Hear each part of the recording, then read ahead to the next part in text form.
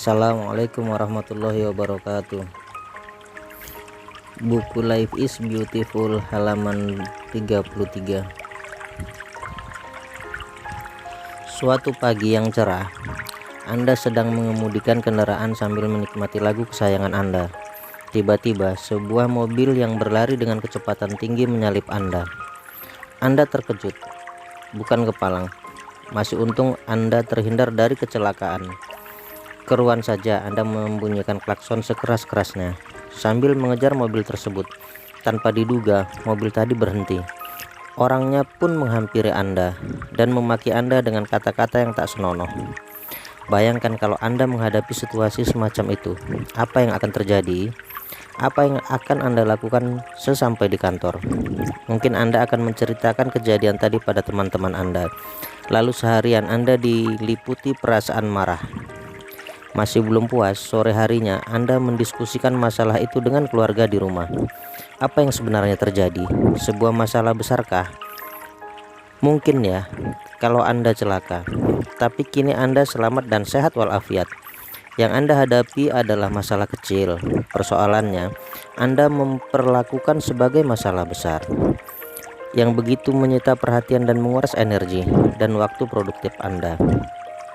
Dalam kehidupan sehari-hari, ada banyak sekali hal-hal yang kita risaukan, yang setelah kita amati lebih jauh ternyata bukanlah masalah besar. Di kantor kita bekerja dengan atasan yang otoriter dan mau menang sendiri, mendapatkan perlakuan kurang adil, memperoleh kritikan yang tak pada tempatnya, digunjing orang, dimaki-maki pelanggan, serta menghadiri berbagai rapat tak penting. Di rumah, kita berurusan dengan tagihan listrik dan telepon yang terus naik, harga-harga yang membumbung tinggi, dompet yang hilang, mobil yang tergores, kaki yang terkilir, pasangan yang tak mau mengerti, dan anak-anak yang sering bertengkar. Hidup ini rasanya sumpek sekali. Tahukah Anda siapa yang telah membuat Anda merasa begitu stres dan tertekan? Masalah-masalah itu bukan sama sekali bukan. Penyebabnya stres adalah diri Anda sendiri. Jangan lupa, tak ada sesuatu pun yang dapat menyakiti Anda tanpa seizin Anda. Andalah yang membuat sumpek. Persoalannya, Anda menganggap hal-hal tadi sebagai masalah besar. Padahal semua itu hanyalah hal kecil yang tak perlu dirisaukan. Salah satu cara yang efektif untuk mengetahui apakah sesuatu itu hal yang besar atau kecil adalah dengan menanyakan pada diri Anda sendiri. Apakah aku masih mempedulikan peristiwa ini setahun dari sekarang? Saya yakin kebanyakan kita akan mengatakan tidak. Saya pernah mendapatkan perlakuan yang tidak adil dari atasan. Ia tidak mengizinkan saya mengikuti sebuah seminar yang penting. Waktu saya tanyakan alasan, ia malah membeberkan daftar dosa saya. Tentu menurut versinya sendiri. Intinya, saya tidak diizinkan ikut. Beberapa hari saya merasa sangat marah karena perlakuan tersebut. Namun setahun kemudian, setelah mengundurkan diri dari perusahaan itu, saya sering mentertawakan kebodohan saya. Kenapa harus marah? Peristiwa tersebut adalah hal kecil dan tidak penting. Mengurusi hal-hal kecil bisa membuat kita kehilangan perspektif terhadap hal-hal besar. Banyak orang yang menjalani kesibukan tanpa henti, yang membuat mereka lupa akan misi mereka sendiri. Saya ulangi, banyak orang yang menjalani kesibukan tanpa henti, yang membuat mereka lupa akan misi mereka sebenarnya di dunia ini. Mereka baru sadar akan hal-hal besar sesaat sebelum meninggal dunia. Pada detik-detik terakhir itulah akan muncul penyesalan, karena kita tidak meluangkan waktu kita untuk melakukan hal-hal yang penting dengan orang-orang yang penting dalam hidup kita. Musisi John Lennon pernah berkata, hidup adalah apa yang terjadi ketika kita sedang sibuk membuat rencana lain. Ketika kita sibuk membuat rencana lain, anak-anak kita akan menjadi dewasa, orang-orang yang kita cintai menjadi tua dan kemudian pergi. Tubuh kita kehilangan bentuk dan impian-impian kita berlalu. Ukuran kesuksesan bukanlah ditentukan pada saat Anda hidup atau mencapai puncak karir. Ukuran kesuksesan baru dapat dilihat pada saat Anda meninggal dunia. Bagaimanakah Anda memanfaatkan hidup Anda? Apakah untuk hal-hal yang besar yang berkaitan dengan kebahagiaan Anda dan orang banyak, atau hanya atau hanya untuk mengurusi hal-hal kecil yang terlalu remeh untuk sekedar diingat dan dikenang. Anda akan memperoleh pencerahan kalau dapat melihat sesuatu yang sama dengan cara pandang yang baru. Mulailah melihat dalam kerangka yang lebih luas. Anda akan merasa tenang dan damai karena tidak lagi meributkan hal-hal yang kecil. Bahkan dalam perspektif yang lebih arif dan lebih holistik lagi, semua hal yang ada di dunia ini adalah hal kecil. Apapun, bahkan milik Anda yang paling berharga, dapat hilang begitu saja. Lantas, kalau Anda kehilangan semua itu, apakah hidup Anda akan tidak berarti? Tentu saja tidak. Jadi inilah aturan terpenting dalam hidup. Itu semua hal yang kecil. It's all small stuff. Mohon maaf kalau ada kesalahan dalam membaca bahasa Inggrisnya ya, abang dan kakak. Kalau Anda punya masalah, berbahagialah. Membaca judul tersebut, mungkin Anda bertanya-tanya, apakah saya tidak salah tulis? Anda mungkin berkata, bukankah akan lebih berbahagia kalau kita sama sekali tak punya masalah? Kalau demikian, Anda salah besar. Di mana ada kehidupan, di situ pasti ada permasalahan. Namun tahukah Anda bahwa di balik setiap masalah terkandung suatu peluang emas dan kesempatan yang besar untuk maju? Ada sebuah kata-kata bijak dari Norman V. Vail yang patut Anda renungkan dalam bukunya You Can If You Think You Can. Ia mengatakan, apabila Tuhan ingin menghadiahkan sesuatu yang berharga, bagaimanakah Ia memberikannya kepada Anda? Apakah Ia menyampaikan dalam bentuk suatu kiriman yang indah dalam nampan perak? Tidak. Sebaliknya, Tuhan membungkusnya dalam suatu masalah yang pelik, lalu melihat dari jauh apakah Anda sanggup membuka bungkusan yang ruwet itu dan menemukan isinya yang sangat berharga. Bagaimana sebutir mutiara yang mahal harganya yang tersembunyi dalam kulit kerang. Pernyataan ini bukanlah sekedar kata-kata indah untuk menghibur Anda yang sedang kalut menghadapi suatu masalah. Ini adalah perubahan paradigma dan cara berpikir. Keadaan apapun yang kita hadapi sebenarnya bersifat netral. Kitalah yang memberikan label positif atau negatif terhadapnya.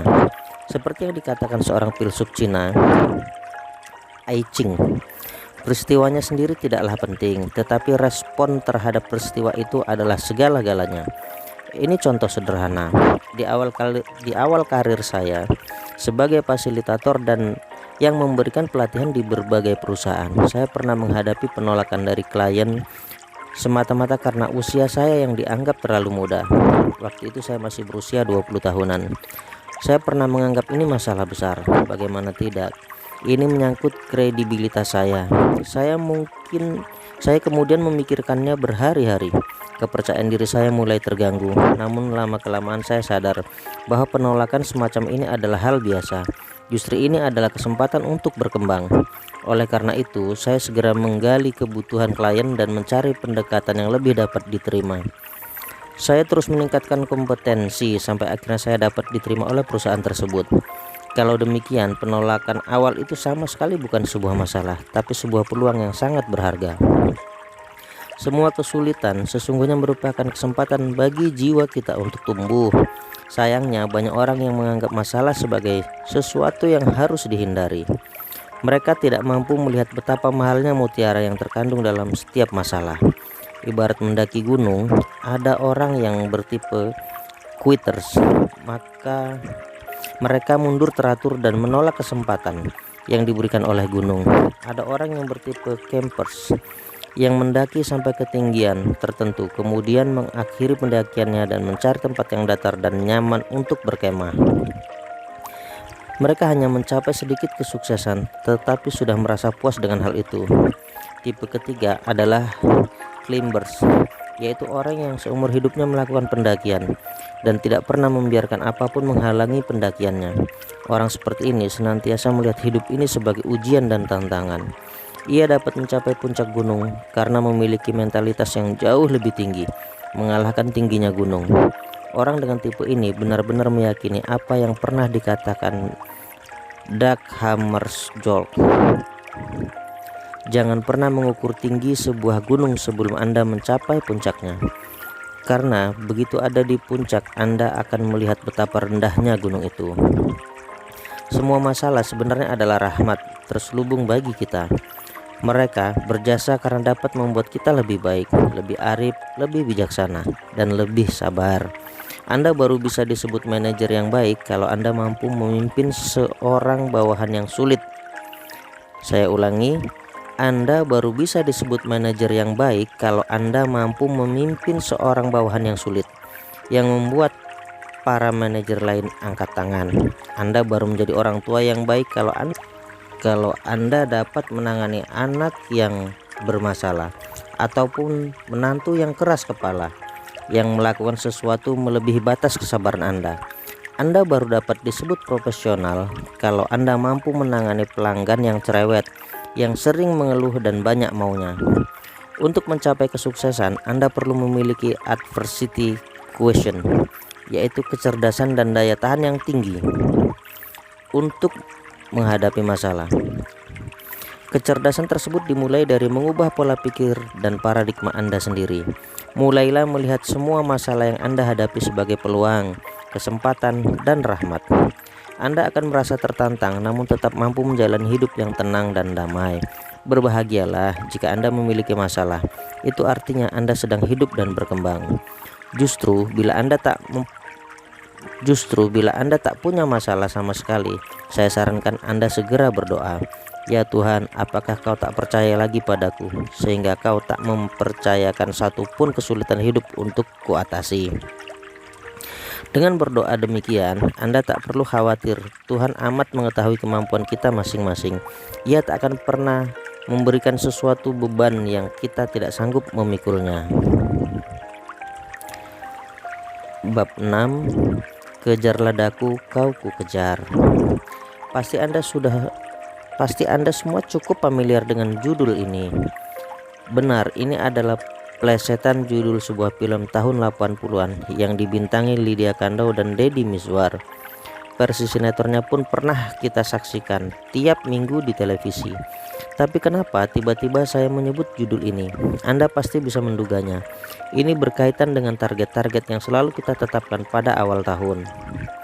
Saya ingin berbagi pengalaman mengenai target. Jujur saja, kadang-kadang saya mencapai target, kadang-kadang juga tidak. Ketika tak mencapai target, saya sungguh menyesal. Akan tetapi, bahkan ketika mencapai target, saya juga menyesal. Kenapa?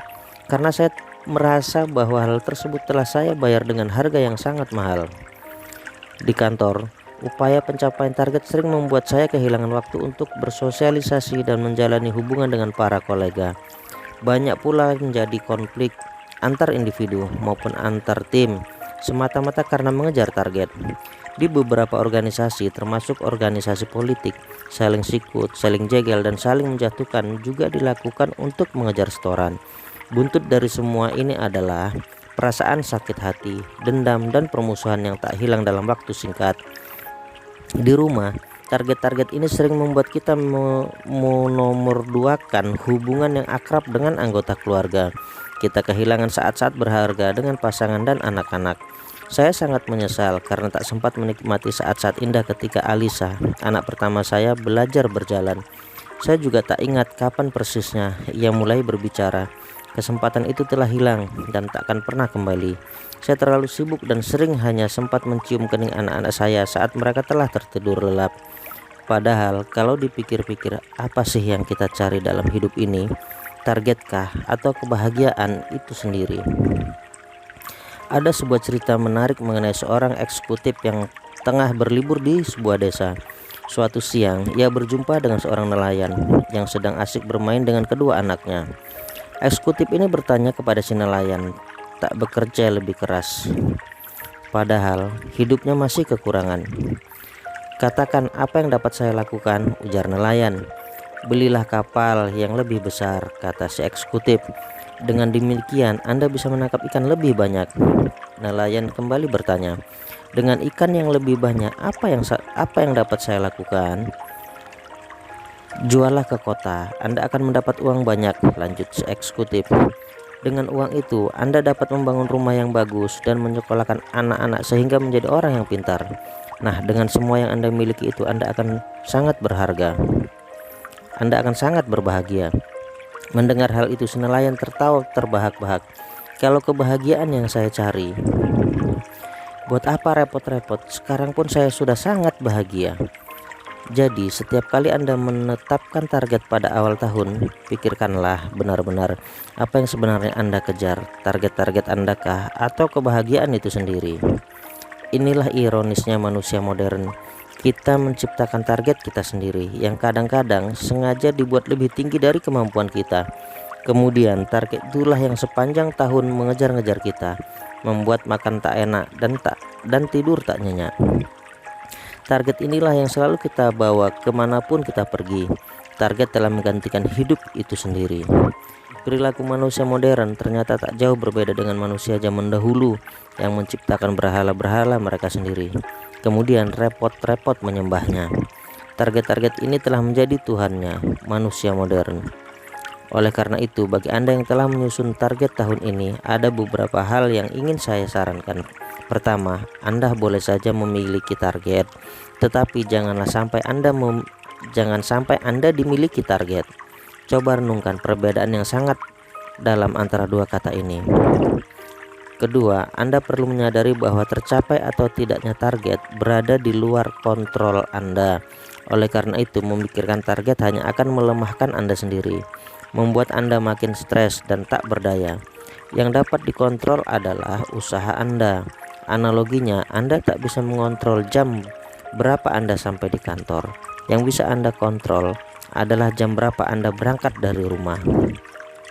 Tujuan kita hidup adalah mencari kebahagiaan. Tapi banyak orang yang mengatakan begini, saya baru bahagia kalau berhasil mencapai target. Ucapan ini hanyalah untuk menghibur diri. Anda tak akan pernah bahagia karena begitu target tahun ini tercapai, target tahun depan sudah siap mengejar Anda, bahkan dalam jumlah yang jauh lebih besar. Kalau saja target tersebut bisa berbicara, inilah yang akan ia katakan kepada Anda, kejarlah daku, kau ku kejar.